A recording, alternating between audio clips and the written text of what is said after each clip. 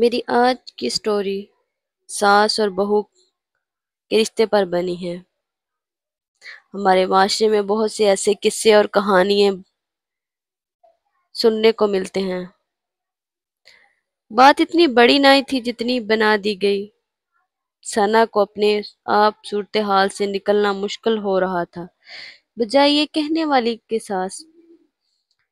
ساس ایک ماں اور نند، بہن اور شوہر جو جان نثار کرنے والا، سب منہ پھیرے ہوئے کھڑے تھے، جیسے الیکشن کے بعد سیاستدان منہ پھیرتے ہیں۔ اسی وجہ سے ثنا کی اتنی اپنی غلطی کو سلجھانے کی جتنی کوشش کر رہی تھی، وہ ریشم کے دھاگے کی طرح اس قدر الجھتی جا رہی تھی۔ کسی کو سننے کو تیار ہی نہیں تھا کہ یہ مخلص ایک غلطی فہمی ہے یا معاملہ رائے کی پہاڑ کی مانندہ ہو چکا تھا۔ اسے یقین نہیں آ رہا تھا کہ ان سب میں ان کی من چاہی تھی صادقہ پھپھو نے اتنی مان سے اسے بیاہ کر لائی تھی۔ انہیں سب اپنی بھتیجیوں سے زیادہ یہی پیاری تھی، اسی کی وجہ سے مخلص اور منی صورت اور خوبصورت تھی۔ پھپھو کے اس لہجے اور رائے سے سب گھر والے مفتت تھے اور سب کی دلی مراد بن کر ان کے آنگن میں کھلی تھی۔ سب بہت خوش تھے اور سب کچھ بڑا اچھا سے ٹھیک ٹھاک چل رہا تھا۔ صادقہ پھپھو کی رکھ رکھاؤ والی عادت نسلوں بن کر برقرار تھی، مگر اب 65 سال کے بعد بھی ان کی زوجی زندگی میں اس جھٹکا سا لگا پیدا کر دیا تھا، جیسے شدت نے زلزلہ قائم کر کے عمارت کھڑی کر دی ہو۔ دیواریں نمودار اڑاڑ کر ڈال دی، بجائے طور پر کچھ بھی نہیں ہوا تھا۔ پتہ نہیں اس دن اس کے ستارے گردش میں تھے یا اس کی خوشبو کرات اتر چکی تھی یا ستارہ الٹا چل رہا تھا۔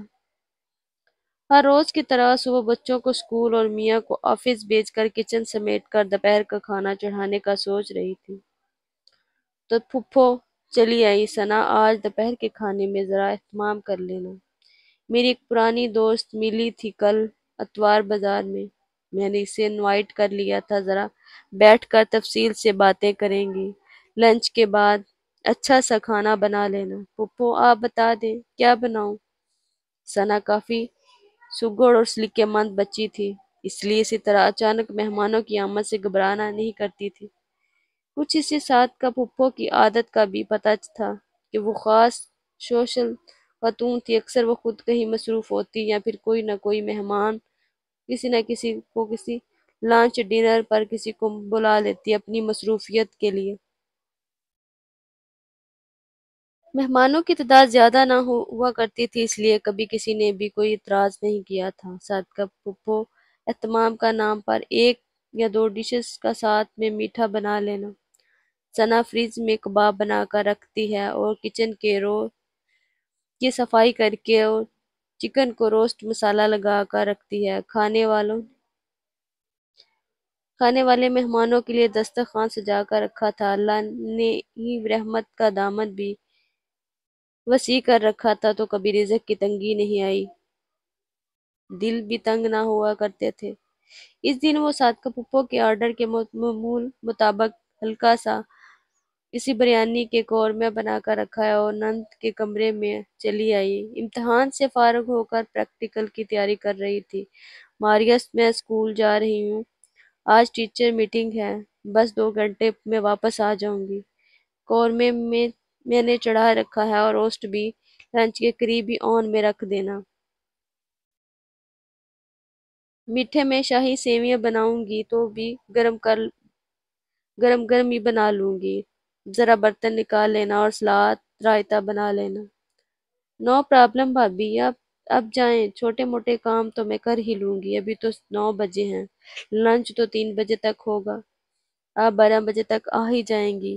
اب یہ کہہ کر آپ کی ساس کو میٹھا تو آپ کے ہاتھ کا ہی پسند ہے، اور بریانی تو کیا مجھ سے تو بیٹھ جاتے ہیں، مجھ سے تو امی کو قطعاً پسند نہیں کہ مہمانوں کے سامنے میری وجہ سے ان کی بے عزتی ہو۔ ماریا نے یہ جملہ منہ بنا کر کہا تو ثنا ہنس پڑی۔ فکر نہ کرو، وقت آنے پر سب کچھ سیکھ جاؤ گی۔ اچھا تو میں نکل رہی ہوں، اللہ حافظ۔ ثنا اسکول کے لیے نکل گئی۔ ماریا سارے کام نپٹانے لگی اور ساتھ کا پپھو بھی۔ ماریا تم ذرا اچھے سے ڈریس نکال لو اور سنو، ذرا خلوص کے سے تیار ہو جاؤ اور نہانے سے پہلے ماسی سے سر پر کھڑے ہو کر صفائی کروانا، خاص مہمان ہیں۔ مگر امی، بھابھی تو کہہ رہی تھی کہ آپ کے پرانے محلے کی دوست شمسا آنٹی آ رہی ہے۔ ہاں وہی آ رہی ہیں، تم زیادہ سوال جواب مت کیا کرو، جو کہا ہے بس وہی کرو۔ اتنے عرصے کے بعد آنے کی وجہ ہمیں مشترک دوست رحمان تو بتائیں گی نا، مگر کیونکہ میں ابھی خود اس بات کا اعتراف نہیں کرنا چاہتی، بلا وجہ کی خوش فہمی اور غلط فہمی پالنے کی عادت نہیں ہے مجھے۔ سب چیزیں ٹھیک ٹھاک ہونی چاہیے۔ میں شاور لینے جا رہی ہوں۔ ماریا اس قدر بچی نہ تھی کہ ماں کی ہدیت کی وجہ سے، مگر وہ ماں کی عادتوں سے واقف بھی تھی کہ جب تک وہ کسی کی بات کی تقسیط نہ کر لیں، نہ بڑھتی ہیں نہ یقین میں ان کی اچھائیاں تھیں۔ سو کبھی کوئی موڈ بھی نہ تھا۔ ماریا بھی سر جھکائے دوبارہ اپنے کاموں میں مصروف ہو گئی۔ 1:45 ہو رہے تھے، ثنا گھر تک پہنچ پائی تھی۔ واپسی میں ٹریفک جام تھا اور اوپر سے موبائل کی بیٹری بھی ڈاؤن تھی۔ ادھر ماریا پریشان تھی، وہ کھانے کو کیا کرے۔ ثنا آخر کار میسج بھی نہ کر پائی، ٹریفک میں جام پھنسی گئی۔ آخر 2 بجنے کو آئے۔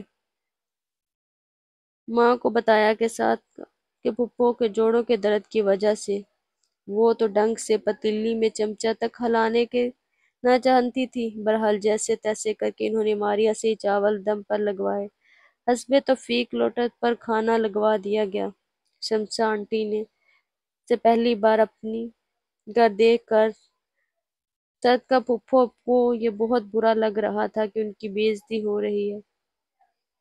اتنے میں ثنا بھی آ گئی۔ تم نے میری بات کو کوئی اہمیت نہیں دی، تم ذمہ داریوں سے وقت پر آ جاتی تو آج یہ سب کچھ مجھے محسوس ہوا، اس سے بچ جاتی۔ پھپھو یقین مانے میں صحیح وقت پر نکل گئی تھی، مگر راستے میں ایک جگہ ڈرنا تھا اور ٹریفک بہت جام تھی۔ پھر ماریا سے کہہ گئی تھی کہ وہ دیکھ لے۔ کیا مطلب بھابھی؟ میں نے کیا کیا ہے؟ آپ نے جو کہا تھا وہ میں نے سب کچھ کر لیا تھا، باقی کام چیزیں آپ نے خود کہا تھا کہ میں آ کر بنا لوں گی۔ ماں کے سخت لہجے کے وہ پہلے ہی بری پڑی تھی کہ ثنا کی اتنی سی بات پر وہ بڑک اٹھی۔ آپ اپنی غلطی کا الزام دوسروں پر مت ڈالیں۔ آپ اپنی غلطی کیوں نہیں مان لیتی کہ آپ گھر پر کیوں نہیں ٹائم پر آئی؟ صدقہ پھپھو، تم نے دوسروں پر ڈالنا الزام لگانے بند کرو۔ تم نے اس گھر کی بہو ہو، ورنہ یہ بھی ہو سکتا ہے کہ تم میٹنگ چھوڑ بھی دیتی تھی، ایسا کون سا طوفان آ جاتا اسکول میں۔ مگر تمہیں لگتا ہے کہ تم جو سمجھ رہی ہو بس وہی صحیح ہے۔ میری ہی غلطی ہے کہ میں نے تمہیں سارا گھر سونپ دیا اور تمہیں بااختیار کر کے خود بے اختیار ہو گئی۔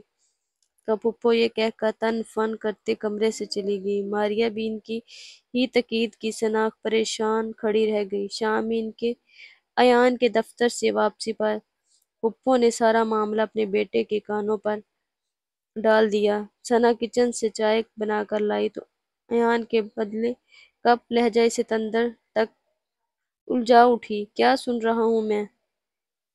ایان پلیز آپ میری بات سنیں، سمجھے میں نے کچھ نہیں کیا، میں جان بوجھ کر نہیں کیا۔ تو ثنا بڑی امید سے اپنے مقدمہ لڑنا چاہ رہی تھی، بلا وجہ کی بحث مت کرو۔ تمہاری سنوں، کیا مطلب اس بات کا؟ تم صحیح ہو اور میری ماں بہن جو کہہ رہی ہیں وہ غلط کہہ رہی ہیں، بجائے انہیں تم اپنی لاپرواہی کی غلطی کی معافی مانگو، الٹا بحث پہ اتر آئی ہو۔ تم اور مجھے بدگمان کرنے لگی ہو میری ماں اور بہن کے لیے۔ کان کھول کر سن لو ثنا، میں ان مردوں میں سے نہیں ہوں جو بیوی کے کہنے پر ماں اور بہنوں سے بدگمان ہو جاتے ہیں۔ تمہارے لیے یہی بہتر کہ اپنی غلطی مانو اور معافی مانگو اور آئندہ محتاط رہو۔ آئے 2 ٹوک لہجے میں کہتے ہوئے وہ بھی اٹھ کر چلا گیا۔ اور میری وجہ سے آپ کو خفا ہونا یا شرمندہ ہونا پڑا تو روتی ہوئی آواز میں ثنا نے چائے کی ٹرے اٹھائی اور کہا، کہ مجھے معاف کر دیں پھپھو، مجھ سے غلطی ہو گئی ہے، میری وجہ سے آپ کی بےعزتی ہوئی۔ اور آنکھوں سے آنسو ٹپک رہے تھے، اور اتنی سی بات کر کے کمرے سے نکل رات کی ہانڈی دیکھنے کے لیے کچن میں آ گئی۔ بیگم صاحبہ نے بیٹے کی کندھے پر شفقت سے ساتھ پھیرا اور جیتے رہو میرے بیٹا، تم جیسے بیٹے ہی ماؤں کے مان رکھتے ہیں۔ پھر انہوں نے ماریا کو آواز لگائی، ارے ماریا، ذرا اپنی خالہ کو کال تو کرو۔